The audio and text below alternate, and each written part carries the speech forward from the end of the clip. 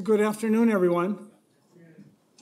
I'm Bob Damon. I'm the Dean of the Tepper School of Business, and it's my pleasure to welcome all of you here today to celebrate the life of a beloved faculty member and a true pioneer in the field of operations research, Egon Ballas. Thank you all for being here today. I also want to extend a very special welcome to the members of Egon's family who are able to be with us here today, especially his wife of 70 years, Edith. Thank you all for being here with us today. The impact that Egon had on the lives of others is evident by the large number of people who are not just here today, but those who participated in the symposium over the last 2 days. Family, friends, colleagues, PhD students, and co-workers are here to remember Egon and to celebrate his life and his work. Many of them will be speaking about their memories of Egon later in this program. Now, as I was preparing my own remarks for today's event, I couldn't help but wonder what Egon would think about today's gathering. You laughed. I'm sure he'd be appreciative of our efforts and probably would thank each and every one of us personally, but I'm also sure that it would not be long before he would get impatient with us and tell us all to get back to work. In fact, he would probably much rather have spent this time hearing 3 or 4 additional papers in the symposium from his colleagues and from his PhD students. But that was Egon. You know, Egon was always focused on his work and the work of others. Egon Ballas lived a remarkable life of 96 years. His story is one of personal struggle and sacrifice, determination and perseverance, and ultimately the freedom he long sought to pursue his personal and professional life as he saw fit. As detailed in his powerful memoir titled Will to Freedom, Egon experienced anti-Semitism and prejudice as a young man growing up in Romania and endured significant hardship during and after the Second World War as a result of his efforts to fight injustice and oppression. This included 2 separate imprisonments in which he endured solitary confinement and torture. He never imagined during those dark days that years later he would become one of the world's foremost experts in mathematical optimization. After his imprisonment, Egon began to work in the nascent field of linear programming and optimization, gaining recognition with a novel solution to a timber harvesting problem that he had encountered while working for the Forestry Institute in Romania. He called his solution the additive algorithm and published his results in the Journal of Operations Research in 1965. That paper was extremely influential and became one of the most cited optimization papers of its day. Perhaps more importantly, however, that paper served as the bridge that Egon needed to make the transition to a new life for himself and his family in the West. It was Egon's good fortune that Bill Cooper, one of the founding faculty members at Carnegie Mellon's Business School, was the associate editor on that paper and helped bring Egon to Pittsburgh to join its faculty in 1968. During his time at Carnegie Mellon, Egon continued to develop new methods in the field of integer programming, establishing himself as the leading scholar in his field. In 1990, Egon was awarded the honor of University Professor of Carnegie Mellon, the highest honor that any faculty member can receive at the university. In 1995, he was awarded the prestigious John von Neumann Theory Prize for his lifetime contributions to the field of operations research, joining Herb Simon and Bill Cooper as the only other CMU recipients of the award up until that time. During his career, Egon produced over 250 technical papers and over 50 different co-authors from around the world, some of whom will be speaking here today. For over 50 years, Egon served as the intellectual leader of the operations research group here at the Tepper School.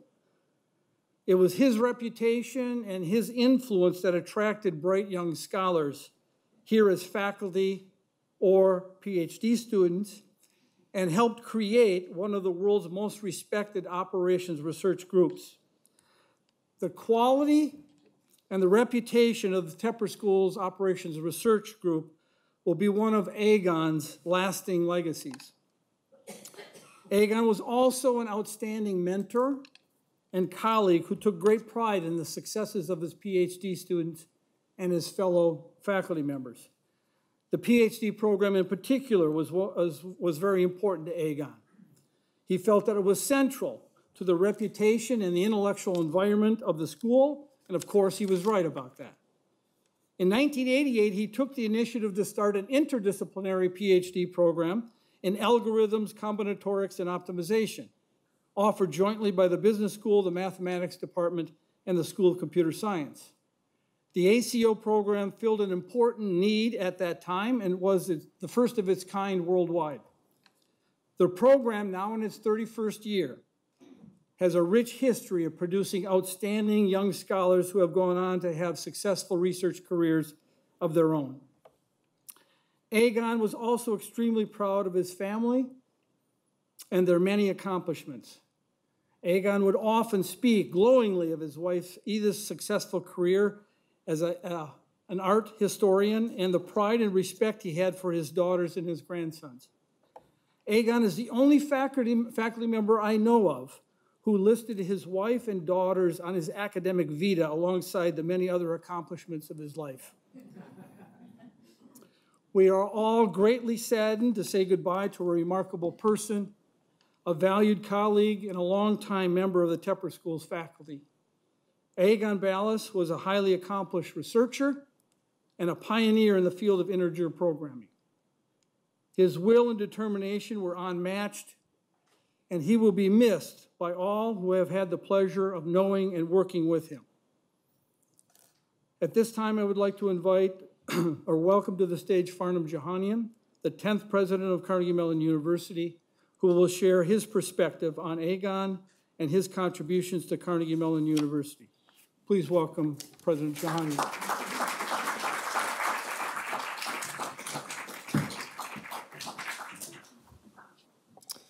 Thank you very much, Bob, for your thoughtful remarks and for the introduction. I want to thank Bob Damon and, of course, Professor Gerard Cornejols and the Tepper Business School for hosting this special service, and also thanks to everyone, the colleagues who came from all around the world to honor Egon and his legacy at yesterday's symposium. Thank you again, all of you, for this. Today is an opportunity to honor the profound legacy of Professor Egon Ballas, and it is a joyful celebration of his awe-inspiring life and career. I want to begin by extending a warm welcome, of course, and a grateful welcome to members of his family, as Bob mentioned, his wife of 70 years, Edith, his daughters, Anna and Vera, and his grandsons, Robert and Alex. To each of you, please know that Carnegie Mellon University is better and stronger today because of Egon's immeasurable contributions. We miss him, and we wish you and your entire family peace as we celebrate his life and accomplishment and, of course, honor his memory today. For more than half a century, Professor Egon Ballas was a treasured and esteemed member of our CMU faculty. He was a preeminent and legendary scholar whose teaching and work in operations research and applied mathematics was nothing short of revolutionary. It was an unbelievable journey, as all of you, I'm sure, know, that led him from Romania to Pittsburgh, a road of survival and hope and prosperity. As a young man, Egon was struck by the theory of relativity. He was caught up in the excitement around Einstein's entirely new theory of space and time, so caught up, in fact, that it seemed he was on a path to become a physicist. But during some of his most formative years, Aegon's life was instead, as you heard from Dean Damon, consumed by the Second World War II and an intrepid fight against fascism and extremism, including 2 periods of prolonged imprisonment. In 1959, at the age of 37, he was able to focus once again on his passion for changing the world through research and creativity. He immersed himself, I should say, in the emerging field of linear programming and went on to, of course, receive his PhD in economics and mathematics. By the time he came to Carnegie Mellon in 1967, he was already well on his way to becoming a legend in operations research. He actually arrived CMU the same year that Carnegie Institute of Technology merged with Mellon Institute of Research.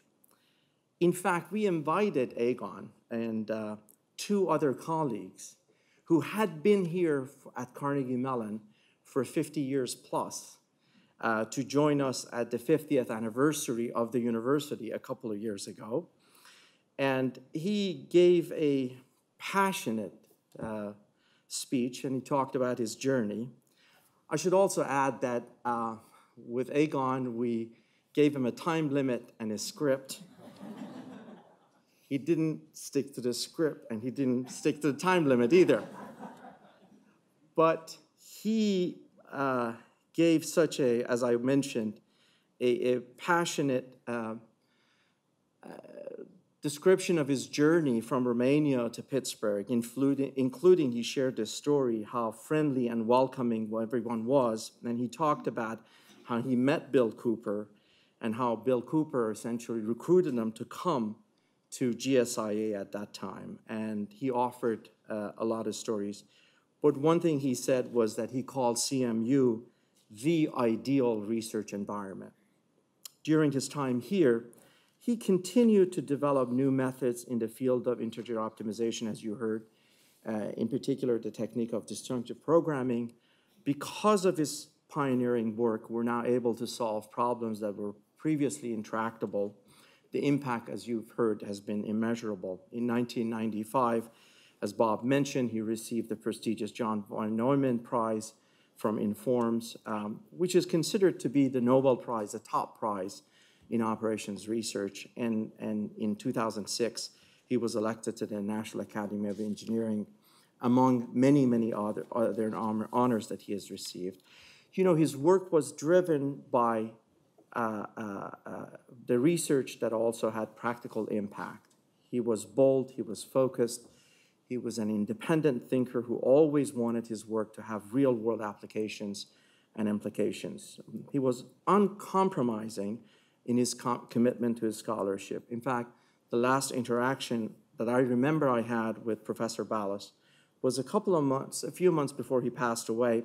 I ran into him at an endowed professorship event for a colleague in the Dietrich College. And I have to tell you, he would come to those. He believed in honoring his colleagues, even in other colleges across the university. I remember it took about 5 seconds of just chit-chat and conversation before he started telling me about his latest research and what he was working on, and the students he was working on, and he continued to talk about that. He was, that I guess in some ways is a quintessential Aegon experience, if you will. It was all about his research and his contribution, the work that he did, and he was intensely focused, even at the age of 96, on research and on problem solving. Throughout his long and distinguished career as researcher and teacher, countless students and faculty have been inspired by his work and by his journey to success.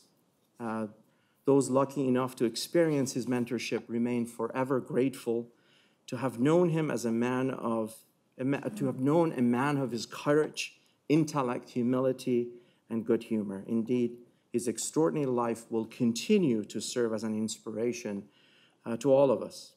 We're so proud to honor him today, and we will uphold his legacy in all we do. On behalf of the university leadership, I want to once again thank all of you for being here to honor the life and the work of Dr. Egon Ballas. Egon's colleagues, several of them, friends and family, will now offer their reflections on his tremendous influence. Each of today's speakers will introduce themselves, but I want to turn the podium over to Dr. Gerard Cornejols, IBM University Professor of Operation Research in the Tepper School of Business, who was one of Egon's closest research partners and friend. And this time I want to invite Gerard to join me at the podium. Gerard.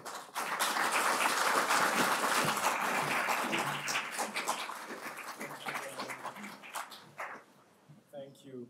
So yes, I am a colleague of Egon, and Egon was a great friend, and he loved to tell stories. I know how, as a young boy in Cluj, he loved to put roasted chestnuts from a street vendor in his pockets, and have them at school, or how, what happened once when he ordered French fries in a fancy restaurant in Paris. But in any case, he would tell these stories much, much better than I could. And there are many, many facets to Egon. So I think I should stick to Egon as a mathematician. And so that's what I will talk a little bit about. So both Bob and Farnham, mentioned that Egon got into the field of optimization, fairly late in life. He was around 40 when he was at this forestry institute in Romania, and interestingly, he was Romania has a lot of forest, and there is kind of valuable timber. So exploiting the resources, of course, is a very important and difficult question. And so he was in a team that was basically charged of harvest planning. And at some point, one of the problems that he confronted was, to exploit the timber in a part of the forest, you first needed to build some roads. And of course, there were many different ways you could combine the segments. Either you build this segment, but then you first have to build this one. And so there was all of these logical conditions and decisions. Either you build this or you don't. And so Egon formulated the problem as an integer program, binary variables, decision 0 or 1. Of course, formulating the problem is one thing, but then how do you solve it? There were no computer programs to solve the problem. So what did Egon do? Well, he devised his own method with simple operations, additions, comparisons, so that it could be solved by hand. And he managed to solve problems with 30, 40 variables. Then he wrote a paper about it, as Bob was mentioning. This additive algorithm was published in the West and immediately, became, let's say, a bestseller. It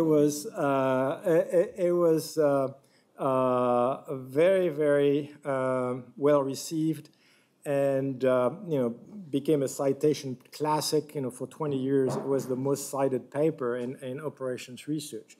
So so as mentioned, he arrived at Carnegie Mellon in 1967. And by the way, in my opinion, that was one of the most brilliant hires of the university. Bill Cooper and Dick Cyert really did a real coup there. And so Egon pursued his research in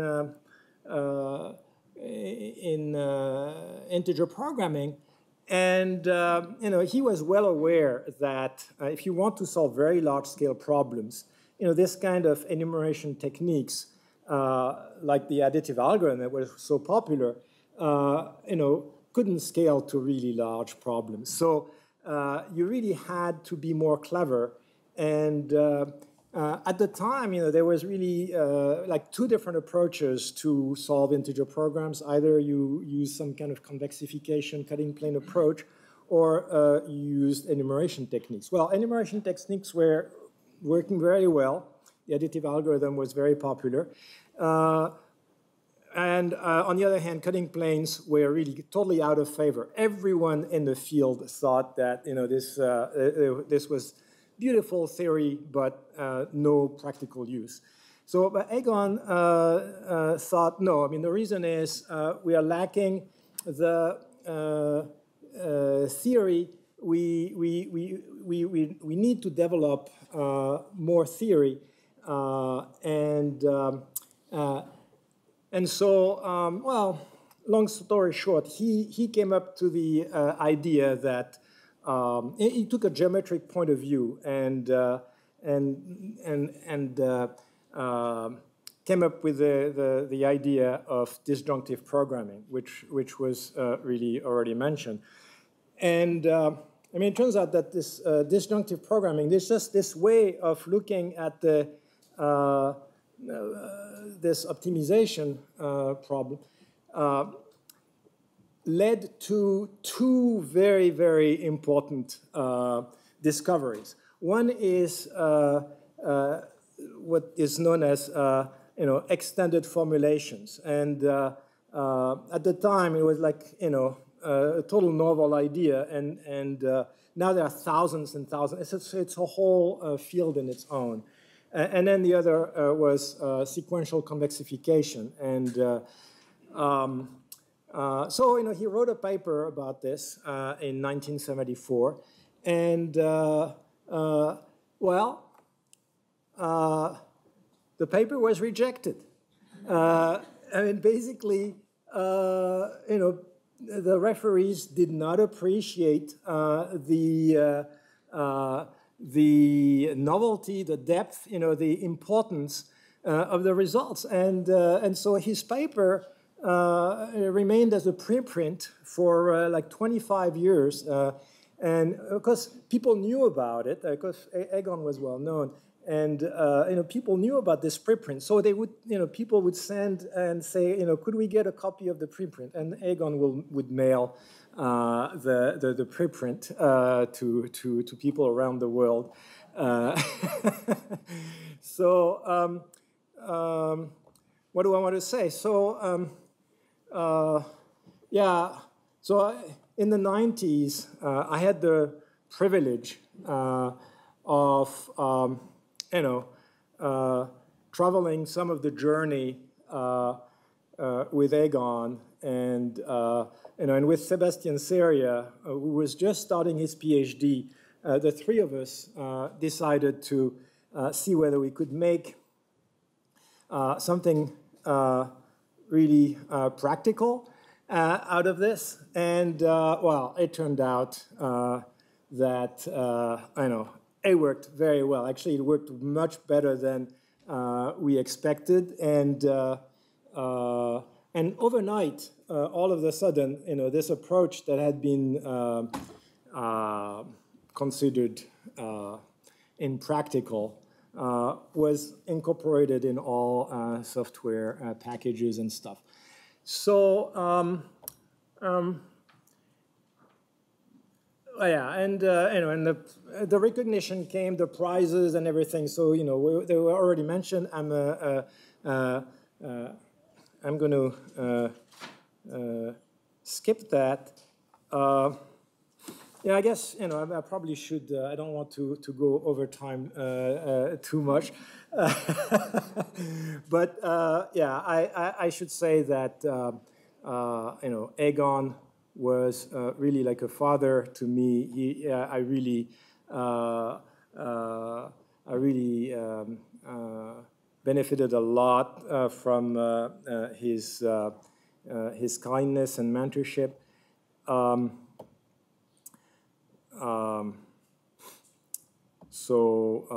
Yeah, let me just finish by saying that, you know, of course, the thing that Egon cared the most about was research and PhD students. And the Tepper School, you know, is establishing kind of a PhD fellowship in the name of Egon Bales, and we already have some very nice gifts from the family, from colleagues, from former students, and I think we have reached somewhere like 900,000, and we would like to exceed 1 million. So you know, if you want to contribute, there is you can go to the Egon Memorial page, and there is a link there where you can link. And am I supposed to say who is coming next? I guess it's Willem, right? Okay, so yeah, Willem van Hove, who is our colleague in the OR group, is going to speak next. Thank you, Art.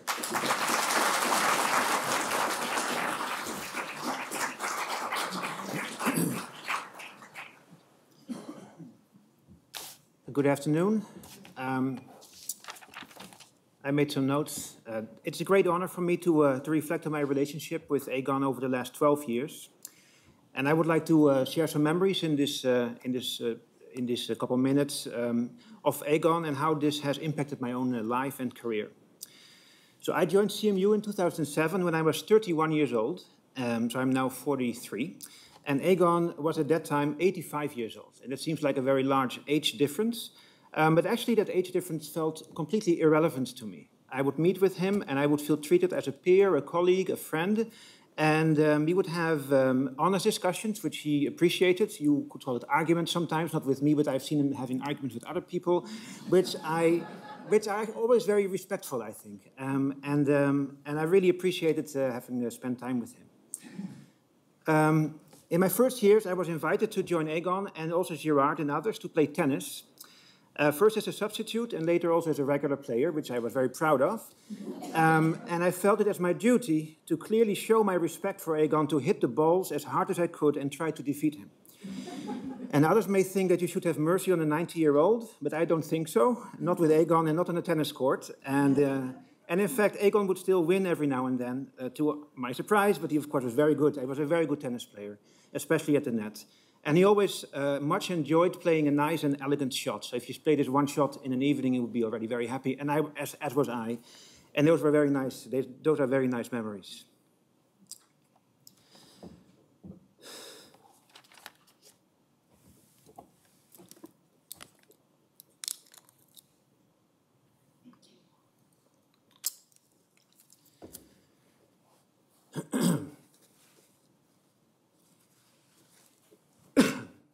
I would next identify 3 elements in which he has influenced me or inspired me in my research and career.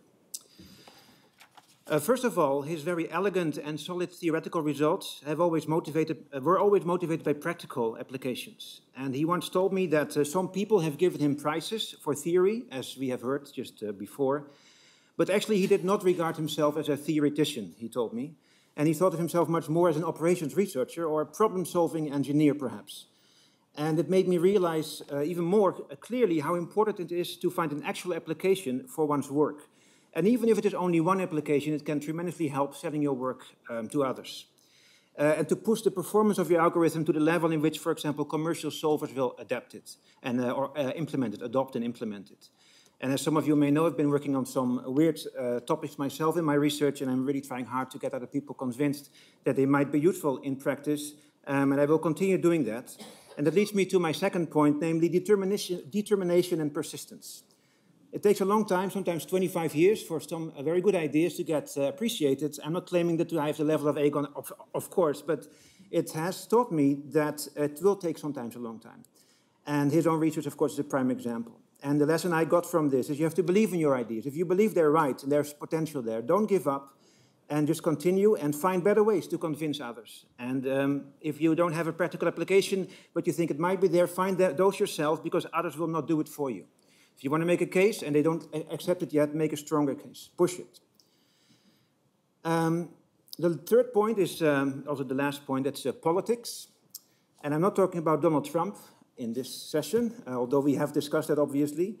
But I'm talking about academic politics. And as was also mentioned before, Egon was a very strong supporter of the Operations Research Group. Of course, he was a fighter of injustice for all his life, also injustice done to the OR group or other obstacles. He was a superhero of some sorts. And actually, Gerard shared with me that he has done so from the start, and so he had always been fighting for the OR group. And I learned several lessons from this. Of course, keep on fighting. But actually, more importantly, you have to use logical and rational arguments to make your point. And of course, don't give up. If you feel you're right and you believe in that, you should not be taken for granted. Somebody says, no, you have to fight it, and you get to get better arguments. If you believe you're right, find the right arguments to convince the other party. I think Egon was a star at that. At the same time, this sounds a bit maybe adversarial, but I can also say it's constructive, but at the same time, Egon emphasized the value of having a broad network of colleagues at CMU and, of course, worldwide. And he encouraged collaboration. For example, here at CMU, he worked with people from math, chemical engineering, computer science, and so forth. And I particularly much enjoyed being invited to several of the parties that he and Edith organized at their home, in which I met people from all over campus, including the CMU presidents, provosts, Turing Award winners, university professors, and many other people. I was just a young assistant professor wearing the academic diaper still, and it was just very engaging to meet with those people at those occasions, and of course with the family as well. I think collaboration across the CMU campus is extremely important to make this school better and stronger. And it is already extremely strong, but we can make it stronger, I think. So in conclusion, Egon has been extraordinarily impactful for our school, our group, our profession. And I feel very fortunate and honored to have known him, and I will always remember him. Thank you.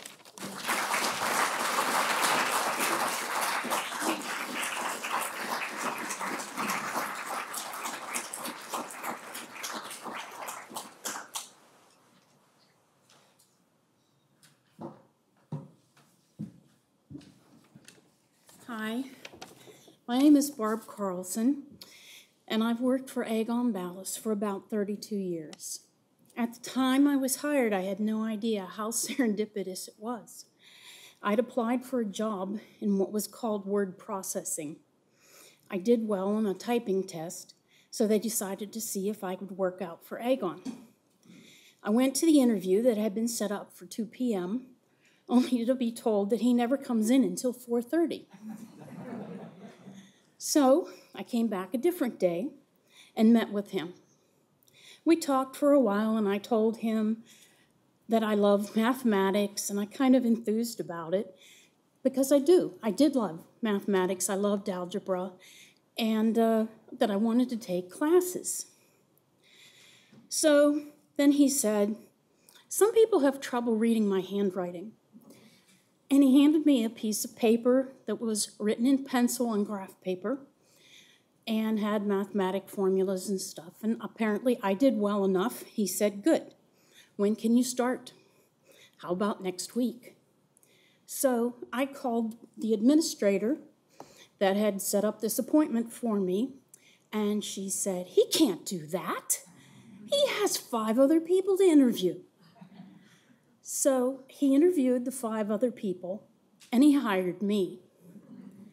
At the time, I really didn't know how hard it was to get into CMU, how it would be so fortuitous for me. It was a great position. I liked working for him. And I loved doing the LaTeX papers for him with the mathematical symbols because it was a challenge and it was kind of fun. Even though he always wanted them yesterday. There was no, okay, get this done. I need this immediately. This is urgent. Everything was urgent. But, you know, it was okay. He was a perfectionist. So was I. I'd been known to hand him a letter and then snatch it back out of his hands because I spotted a typo. And he was fine with that. The one time he brought a paper for me to do, he had been on vacation to Bermuda, I think, and he gave me this paper, and it was graph paper that he had cut into pieces, taped together, and he handed it to me, and I had to shake out the white Bermuda sand. And I said, "What are you doing? You know, why are you working on your vacation?" Apparently, he'd sit on the beach and toast to a nice golden brown and write papers. And he said, "You must understand, this is my fun." And that really made a difference to me. I miss him. I miss helping him. He always knew exactly what he wanted and how he wanted it done. And as a secretary, that's actually much easier to work for a person like that. I was very lucky that he wanted me.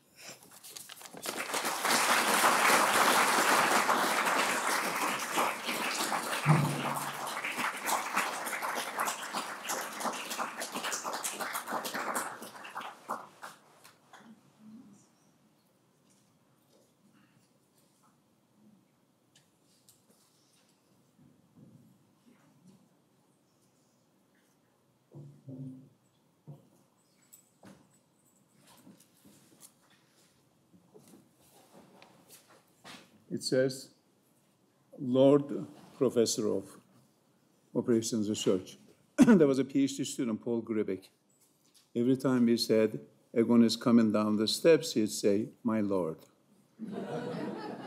And I was a new foreign student. I said, "What does that mean?" He said, "It means, oh God." The Lord Professor. I'm Ilker Beybars.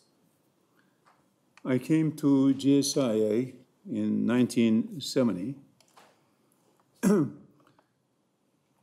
Before I came over here, the academicians in Turkey had advised me to go to Carnegie Mellon for graduate school. I didn't want to come here. We used to walk in the streets saying, "Yankee, go home." It was 1968, social democratic movement. I want to go to England. But there was one guy who had just come from Cornell. He said, "Carnegie is the place to go. New revolution in management education." And he gave me a few names, one of which was Balazs. I was curious because the name was kind of sounded European. I read about him a little bit. So we came here. I was a master's student. At the time, Dick Cyert was the dean. Cyert used to serve free coffee at about 10 o'clock and 3 p.m. in the lobby. His idea was the free coffee would get together the students and the faculty. So one day in the afternoon, I'm getting coffee, talking over there. Egon Balazs was there. He didn't know me. He heard me and he said, "Where are you from?" It was the first time we spoke, and I told him. He said, "Do you know what chorba is?" And soup in his language. So I met him 47 years ago. I've known him longer than I've known my father. A remarkable man, a man of conviction, principles, iron will, great teacher. He'd bring the students to the blackboard, get them involved in the teaching and learning. One time, I think he aged me there for 2 years. I didn't go to the next class. Gerard Where's Gerard? We were talking about Bender's decomposition. Paul Gribek wanted to tell him that Ilker died and his body had decomposed. Man of principles, a TSA agent found out one day what Egon was like. He told Egon that the razor blade was illegal. He couldn't carry it through security. Egon said, it's not metal, it's plastic. He wouldn't throw it away.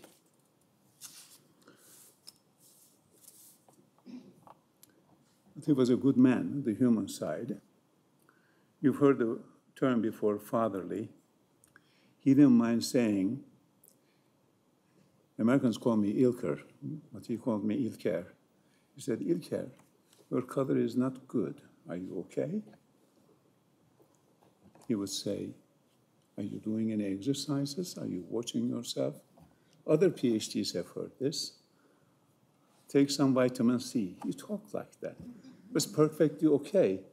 We did not mind it. We kind of enjoyed it. Throughout the years, we benefited from that side of Egon.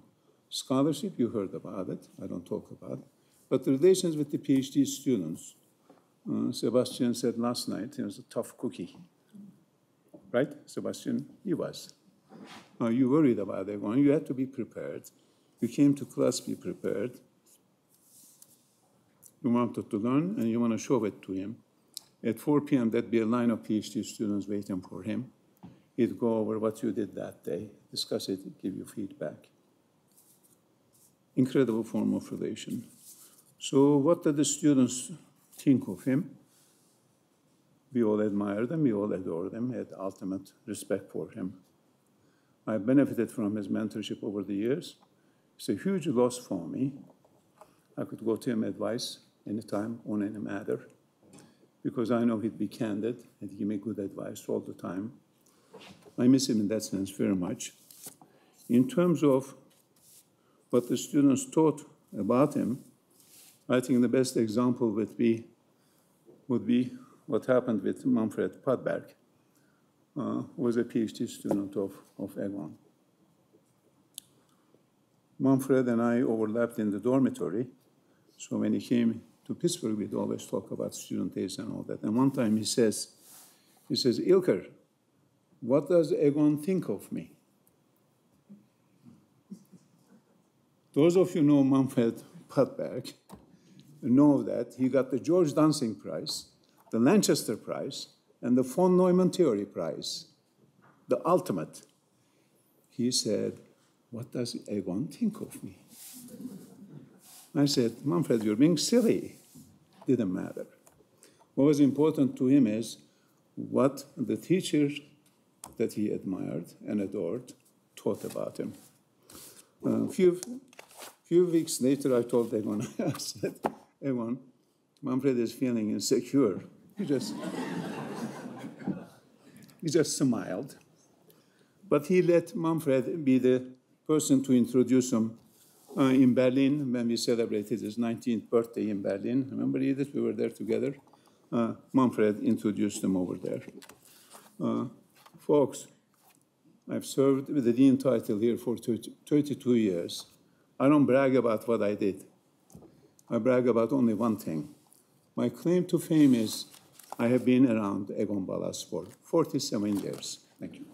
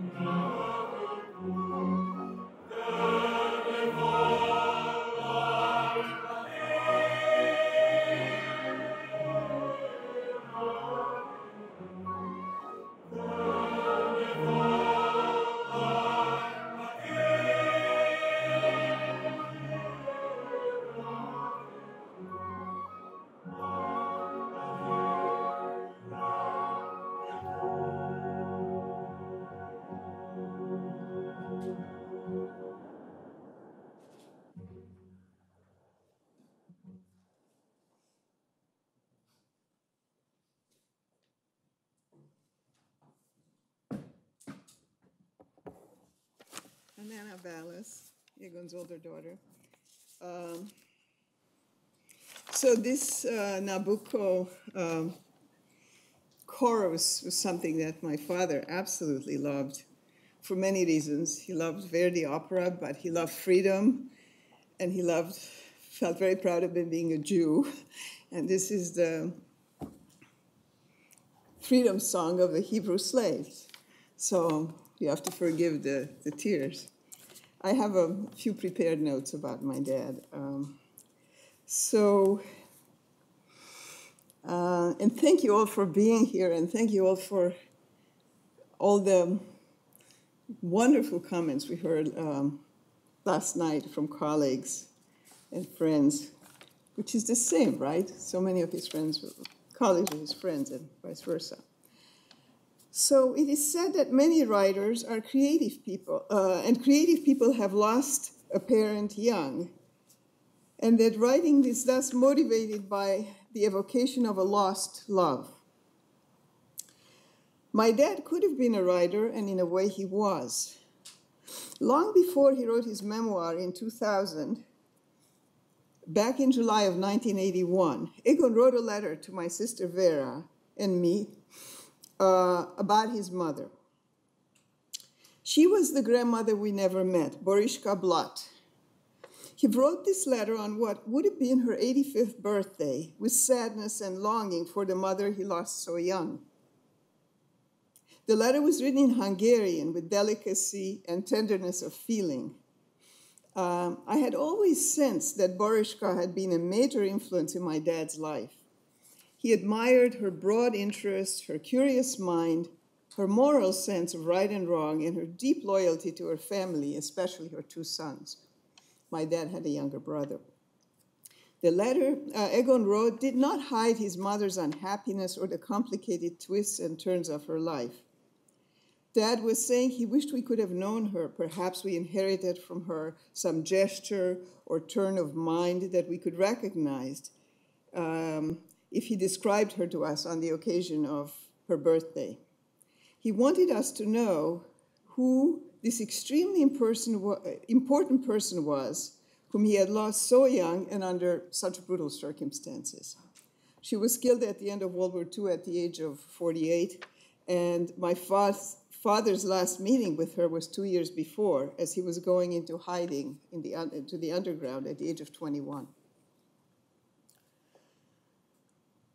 So I'm finding myself now talking with longing and tenderness about my father.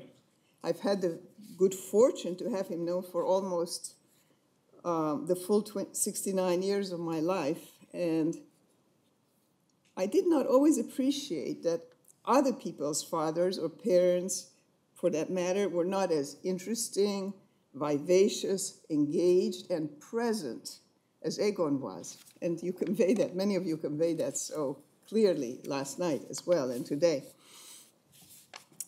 So I remember my first meeting with my dad, with Egon, at the age of 4.5. He returned from his solitary imprisonment to me, and I was playing with my favorite doll, Natasha.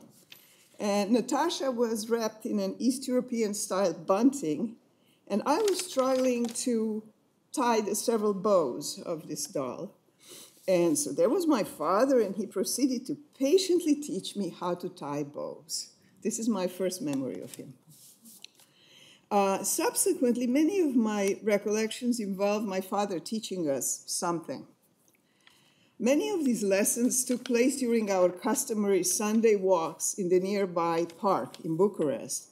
Vera and I each holding one of his hands. And you have a photograph on that big poster, you know, with us in the park, or actually outside the park, close to our house. For instance, that taught us that we should know the population of each of the major European countries, both in Western Europe and Eastern Europe.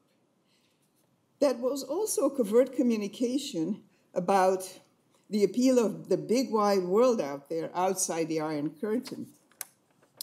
When I studied physics, we discussed the meaning of force and mass, which have remained a mystery to me to this day, unlike my sister Vera. On one occasion, I must have been about 8 years old, my father pulled us aside and announced that we had to talk about something important.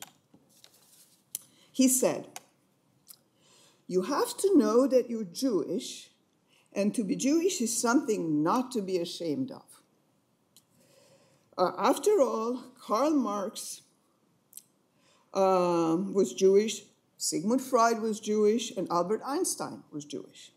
So by the way, this is the first time I ever heard of Sigmund Freud. I later became a psychoanalyst. So my dad added, "If anybody says bad things about Jews, you must speak up and defend them." So at the time, I was a bit mystified because I didn't understand why he implied that I should not be ashamed of being Jewish.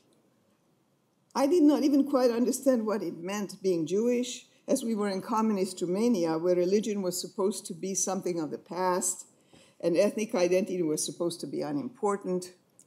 So it took me a long time to figure out this one.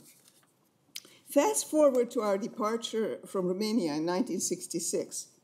Those of you who read my dad's book may recall how happy he was to leave Romania, for him a giant prison. For the three of us, my mother, my sister, and I, it was tremendously reassuring that Egon was happy and comfortable while we were feeling our way more tentatively as new immigrants. We could rely on his strength. In fact, in no time at all, my father organized so that Vera and I could go to the high school in Rome, the Overseas School of Rome, and not miss any education, and we should learn, and we continue our learning English. My father could be very thoughtful and supportive, but he also could be a formidable opponent. Now, this you heard about a lot yesterday, those who were there. I can say that I learned from a young age to cogently argue my point. I needed to have very well marshaled arguments if I were to convince him of something. And on occasion, I have to brag, I succeeded, on occasion. Egon was also someone who valued independence and always encouraged us to try new things, to travel, to move forward. The writing of my dad's book was a watershed experience for us as a family. I learned some important things about his formative years and about the lost world of his childhood. Even though I had already been a psychoanalyst for some time before he wrote his memoir, his writing freed me to express myself more. I achieved new clarity on my complicated origins.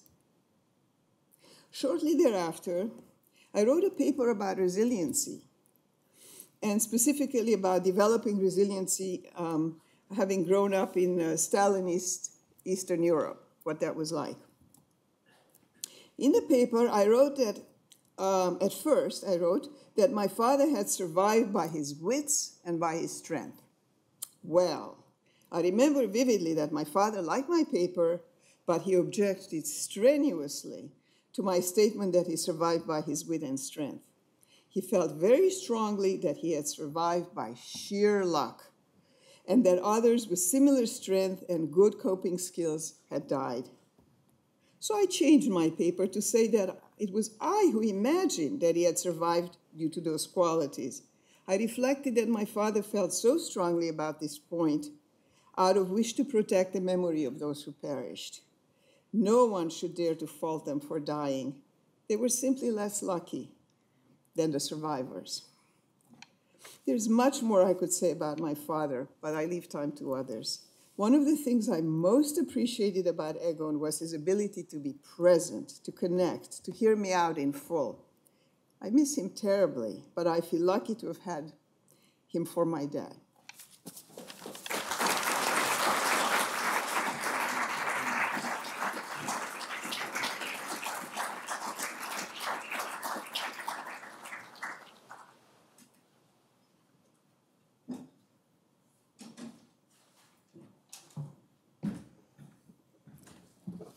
Good afternoon.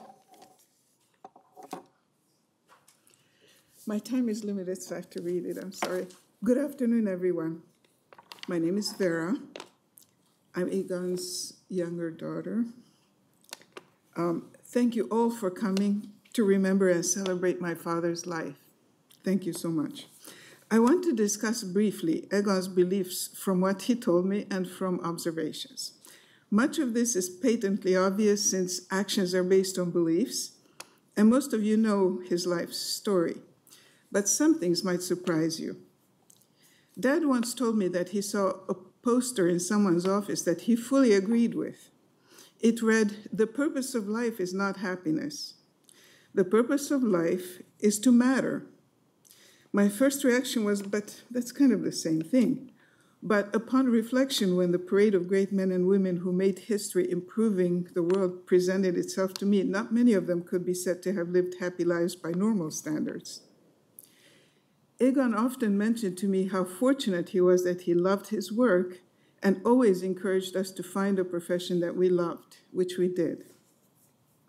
Egon believed in the vast power of the human spirit. He read the stories of people who defied death against all odds, just as he had done. He wondered at their resourceful adaptiveness to any circumstance. He admired self-reliance as much as great friendship. And he related these to us with his spellbinding storytelling style. So Egon described himself as a scientist. He only believed what he experienced or what those whom he trusted told him. He once told me that having just taught a particular theorem, he was about to write its mathematical proof on the board when one of his students piped up saying, "We believe you, Dr. Balash. You don't have to prove it to us." Now, having an ordinary conversation with Dad also involved proof. For no sooner did I mention to him something he didn't know than he began questioning me with, "Why is it like that?" And when I told him what led me to this conclusion, then, "From where did you get that?" And so on, and so on. I finally told him, "I read these things a long while ago, but had I known that I'd be relating it to you, I would have prepared a file listing my reliable sources." Unlike what was printed in the Pittsburgh Post-Gazette, Egon was not religious. Proud of his ethnic heritage, yes, but against religion on principle.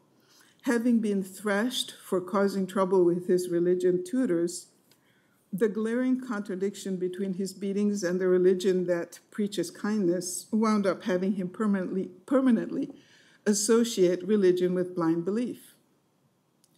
So you can imagine how deep in trouble I was when I told him at age 18 that I was practicing Nichiren Buddhism.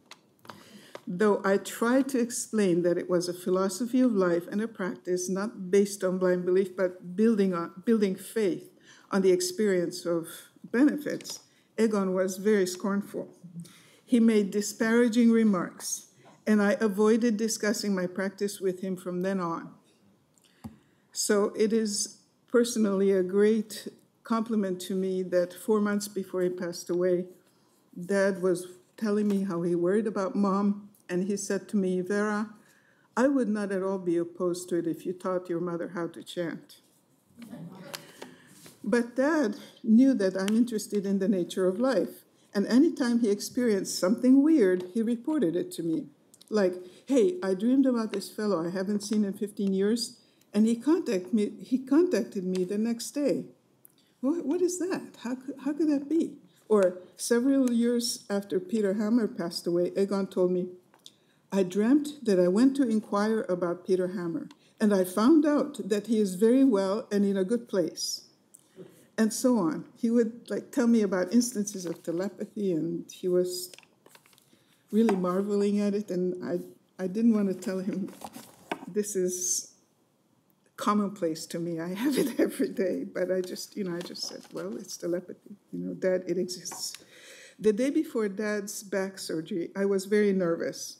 I went to the Buddhist Community Center and spoke with a woman there named Shelley, who was there that day. She told me that she had had 2 back surgeries that went well, and she was currently fine. She also offered to chant with me and opened the large mandala that serves the whole community. The 2 of us sat down and chanted for about an hour. But the most extraordinary thing happened about 3/4 of the way through. I was praying for Dad's recovery when this incredible feeling of love for him just flooded me. I remember some of the words running through my head. wow, this is such a vast feeling. It is immense, so familiar, yet I've never felt it like this before in my life. It was so glowing, warm, joyful, timeless. I was shocked and amazed, and feeling reassured, went home. Dad's surgery went well. He recovered slowly, was getting impatient with the process, but was coming along eventually. About 5 weeks later, he called me and said, Vera, I had the most extraordinary dream about you. You came to visit me, and I was flooded with this incredible feeling of love for you. It was like, wow, he said, it was such a vast feeling, so immense. It was familiar, yet I've never experienced this before in my life. It was so much love, warm, timeless, and joyful. Then he said, when I woke up, he said, I was cudgeling my brains to explain it. Could you have been my brother in your previous life? Who were you to me before? You can imagine how I felt when he described this feeling to me with the same words that had been running through my head when I experienced it myself. You may well imagine how I felt when he told me this. I was thunderstruck and speechless. The last thing I want to say is this. Not too long ago, Egon told me that this little leather-bound book is like his Bible. This, he said, is like his Bible. Now, this expression means it is what one believes and has faith in, respects, and learns from. This is his contacts book. For me, it was a lesson. It was a very profound lesson to teach me not to isolate when I'm down. But it says everything about how he relates to all of you. I often wondered how he remembered everyone's name when he wrote Will to Freedom. This is part of the answer. His contacts book is the most important book in his life. All of you are in it. He respects and learns from you all, trusts and has faith in all of you. That's why we're all here. Again, thank you so much.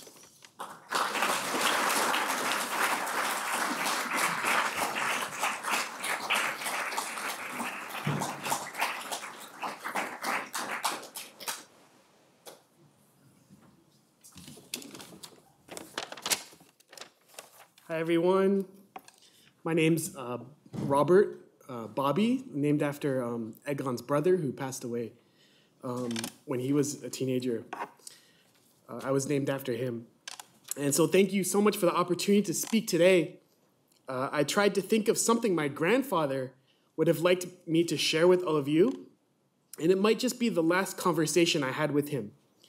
The last conversation I had with my grandfather was by chance, and it happened to be on the day of the night he passed away. I was in Spain with my wife, Kathleen, and my boys, Bobby Jr. and Nico. I had the feeling, it's been some time since I called Maya and Tata. That's what we called our grandparents. And the last I heard, Tata was having a lot of pain. For a few days, I wanted to call and didn't. And at that moment, I thought to call him with my mom, to call my mom with FaceTime, as I knew she was there in Pittsburgh. Well, that's how I remember it anyway. My wife insists that she's the one who suggested I call. I got through perfectly, and my mom held the camera phone to my grandpa. There he was, in his chair, at the dinner table, where I've seen him more times than anyone else because it's either there for a meal or working in the office. He was leaned back, relaxed, hands folded together in his lap, and smiling at me. I showed him the family, moving the phone around. He asked about our vacation. I asked how he was doing. I also proudly told him about my success at work, how I inadvertently scared my boss into thinking I was leaving the company when I was just building up to ask for a promotion. And then we kind of just smiled at each other. Eventually he said, I like your smile. And I told him that it was for him, that I was smiling for him. He replied the same, I'm smiling for you too. And the thing of it was, his was a genuine smile. He was very happy, but I could somehow tell he was also in a tremendous amount of pain at the same time. Later, my mom told me he was in so much pain he couldn't even walk anymore. And that was it. He didn't have anything in particular to say to me. Everything had already been said. Explaining Egon's passing to my 5-year-old was fascinating. As a fairly young person, I'm not all that familiar with death, but I carry a lot of peace with my grandfather's passing because I feel a sense of mission to respond to his life. He's been a tremendous example for us as what it is to live as a human being with passion and responsibility. And looking forward, I'm trying to do everything I can to repay my debt of gratitude by improving my own character, whether it's work ethic or compassion in taking care of those around me. Now, with kids of my own and the problems we face in society, it's only that much more clear how important it is the example we set for our future generations. In Spain, alone with Bobby Jr., I asked him, "Bobby, do you remember Tata? Remember in Pittsburgh, the really big house with stairs?" "Oh yeah." I don't think I showed him the picture at that time, but later I occasionally do. I show him Tata's picture, so he remembers the face and name. "Remember my grandpa, my abuelo? He's really tall and bald on top." "And in Pittsburgh?" "Yes, Bobby. I need to tell you something that's a little sad, but everything is okay. Tata was really, really old, and he passed away." "He passed away?" "Yes, he died. We won't be able to see him again. He passed away. But I want you to know it's okay. He was really old, and it was time for him to go." "Where did he go?" "Well, he went back to where we come from when we're born, but he's also here with us in our hearts. You can remember him, right?" "Yeah." "Oh, so he was really old and he passed away." "Yeah, he really liked you, Bobby. He really loved you. Even though he's passed away and we won't get to see him again, we can still remember him." Thank you.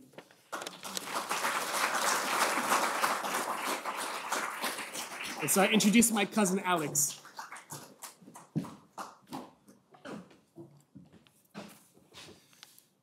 So thank you all so much again for being here.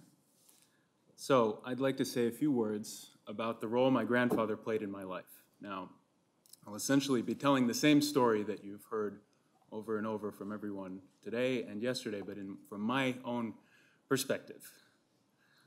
So as you've heard, and you probably know if you've ever interacted with Egon in even the slightest way, he was rather fond of argumentation and debate. Now, it so happens that one of his favorite topics in recent years was nature versus nurture. And we know where he usually came down. He was a firm believer in genetics. So I wouldn't want to cause any controversy or get myself into hot water or anything like that if I were to claim that knowing Egon personally for 33 years shaped my character in a deep way.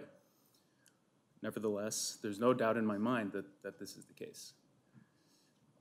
So, as you might imagine, for my cousins and myself as young children, Tata was a terribly impressive presence, but he also stood a little bit remote from us. You can picture the small figures in the foreground of Valentin Lustig's painting, The Cautious Approach to the Monuments, which happens to be on the cover of his book, small figures gazing up in awe at this mysterious figure from a different world, in fact, from a vanished world. Meanwhile, we were American children of the 1990s. Now, that means that our worldview was primarily based on South Park, not to mention another timeless classic of our generation, Ace Ventura: Pet Detective. Although we did overlap with Tata on certain points, for instance, the Beatles' Yellow Submarine, which we enjoyed together many times, and of course, his own personal favorite, The Jungle Book. And there were things that we simply didn't know yet. For instance, the particular circumstances under which his invincible chess game had been developed. Now, let me explain. This, of course, involved a biscuit dotted with drops of coffee to make the squares, dried breadcrumbs, various shapes and sizes, and, of course, a tin cup, which was essential to hide the whole apparatus from the guard, who looked through the peephole every 3 to 7 minutes. We only learned about that a bit later. Now, there did start to appear some common ground between us and our grandfather. So at Thanksgiving, when I was 9 years old, word was sent around the house that anyone who wished to do some mathematics was welcome to come upstairs to the study that afternoon, which I did. Upon entering this sacred space, I was treated to a brief lesson in solving systems of two linear equations and two unknowns. Why so brief, at least initially? Because, of course, never having seen the letter x in a mathematical context, let alone both x and y appearing simultaneously in different equations, I was instantly reduced to tears. Fortunately, Tata did not give up on his mission, not surprisingly, and nor did I. Eventually, through tears, my 9-year-old self was able to carry out Gaussian elimination in the simplest case. And it's a deep regret of mine that I didn't grow up in Pittsburgh. As a result, I had to wait 5 more years to get back to the same point in the American system of math education. But it's safe to say that I really met Tata through his book. I must have been at a very impressionable age, 13 or so, when it came out. He became my personal hero, and it became my favorite book.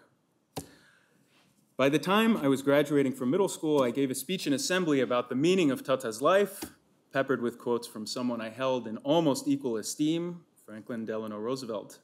I guess I hadn't yet been taught to revere Churchill above all the world leaders of that era.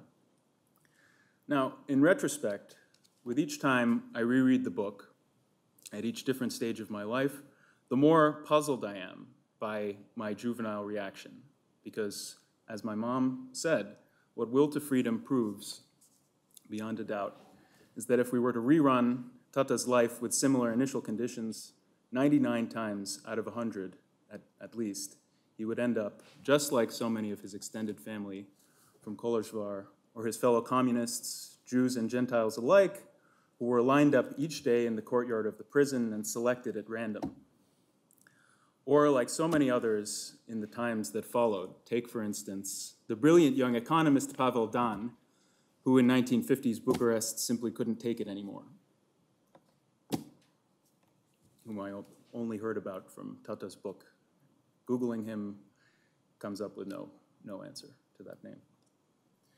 What's more, as a teenager, I must have thought that I could have gone through everything he did. Big tough guy, 13-year-old. Knowing myself a bit better, I'm absolutely sure I could not have. I guess I'm free to admit that now. So much for heredity. At least Bobby could. That much I'm quite sure of. Now, it was in the summer of 2006, when I was 20 years old, that I first met my grandparents as a grown-up. I had just returned from an RU where I made my first attempt at mathematical research, mentored by Endre Boros at Rutgers, where Peter Hammer was still in charge. And I had gotten to travel for 2 weeks in Europe. So we discussed many subjects, various subjects. We discussed Kafka, we discussed the simplex method, anything in between.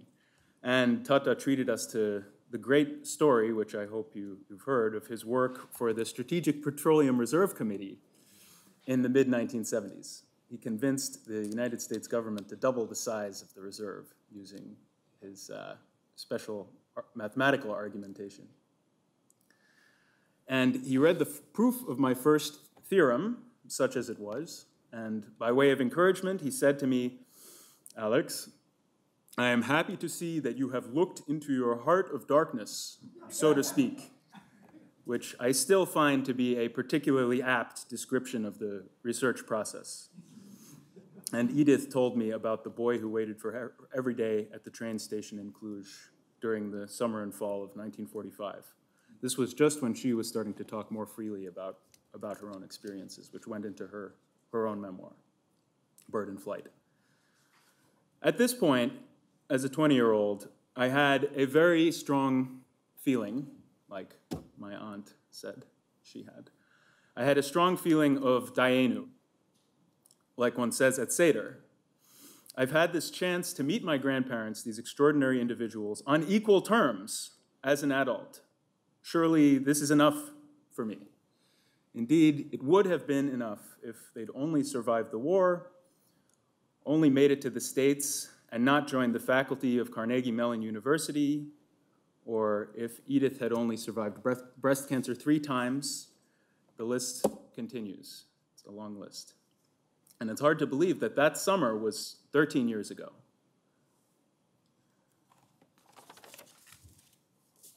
Now, after this, I guess I must have gone back to college and about my business and not kept in touch very often, as anyone in my family knows that I don't.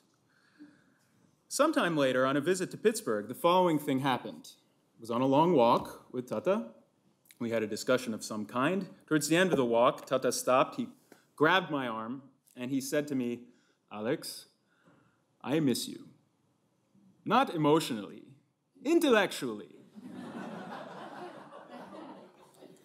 And he explained that he wanted to have some sort of a correspondence, that I should try to keep in touch more often and tell him what I was up to.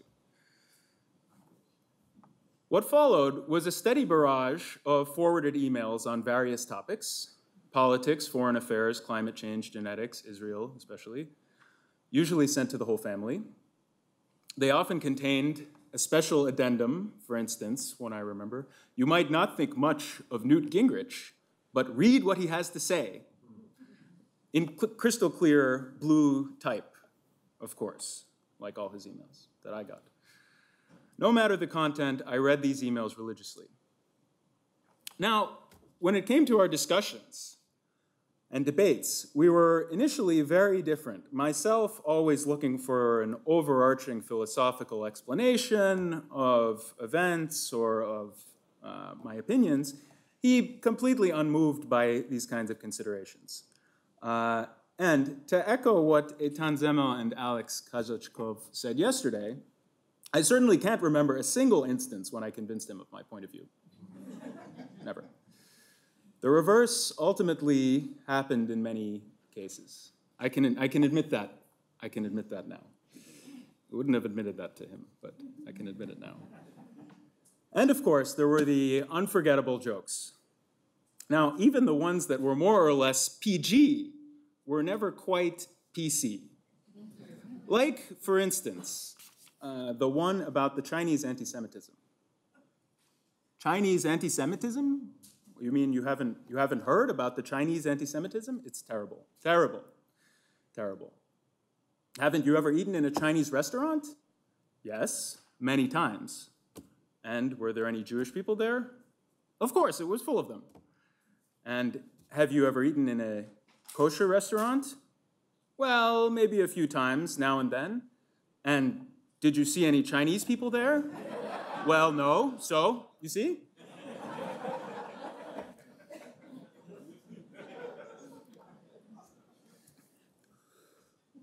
We even had the opportunity to do some more mathematics together, some real mathematics. Now, this began during a vacation in Martinique while I was in graduate school. Tata accosted me and demanded to know exactly what I was working on. I explained that it was a bit technical, but I would do my best, and I began to explain the concept of curvature. Alex, never mind that. Just tell me what you are working on so I can begin helping you. I explained that I would love that, but there was, after all, some preparation required. This went back and forth for a little while, and I eventually managed to obtain his consent to sit quietly as I explained all the necessary background. After an hour, I had reached the end of the proof of the Gauss-Bonnet theorem and stopped for questions. Alex, this is all fine, but what I want to hear about is your research problem. And we know that this was no joke. Given a few more years, he could have been a differential geometer. Soon he had a better idea and gave me a simple problem about the efficiency of intersection cuts that I could immediately say something about, as it happened. This finally gave him the satisfaction of being able to do something for me research-wise, and me the great opportunity to do something with him. And also to have the unforgettable experience of a 91-year-old being right, damn it, about the outcome of a calculation which I thought couldn't possibly have come out that way. I'm sure this experience is familiar to many people in this room.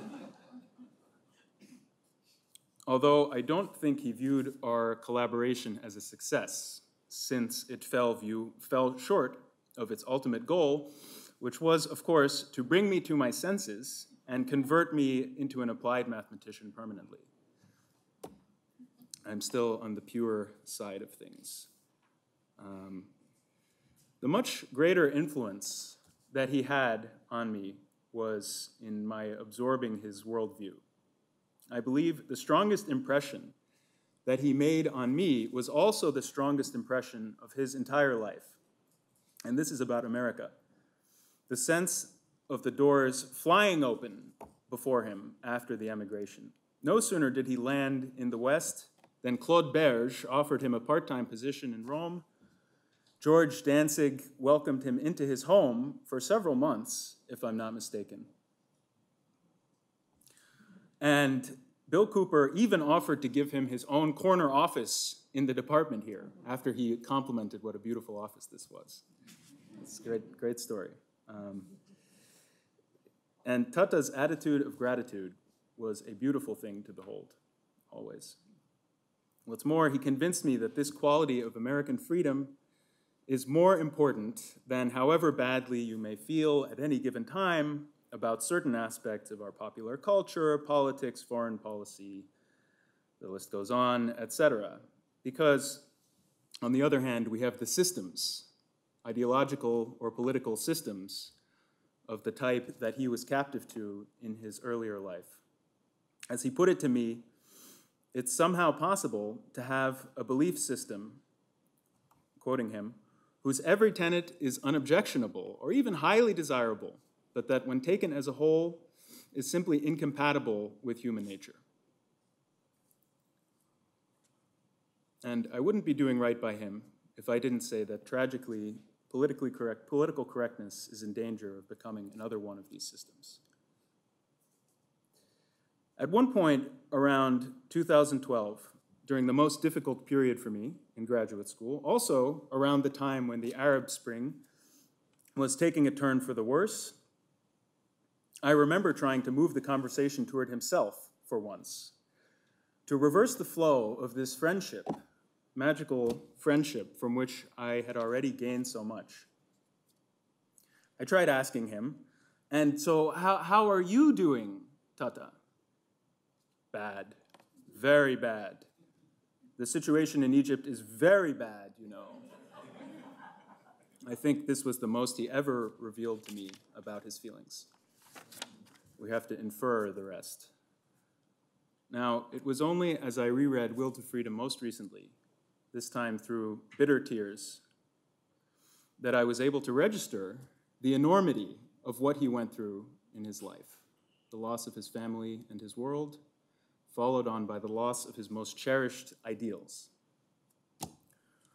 What makes him such a hero to me is that no matter how bleak the outlook ever was, he gave no ground to cynicism, at least not the type of cynicism that we're used to nowadays. Because, to quote the composer of the piece of music that you're about to hear, it's the second waltz of Shostakovich, one of Tata's favorites, cynicism and despair are not equivalent, because where there is despair, there is also hope. And I believe that Egon's ground for hope was simply his faith in reason, that rock which 4 interrogators over 2.5 years in the Malmaison were unable to shift.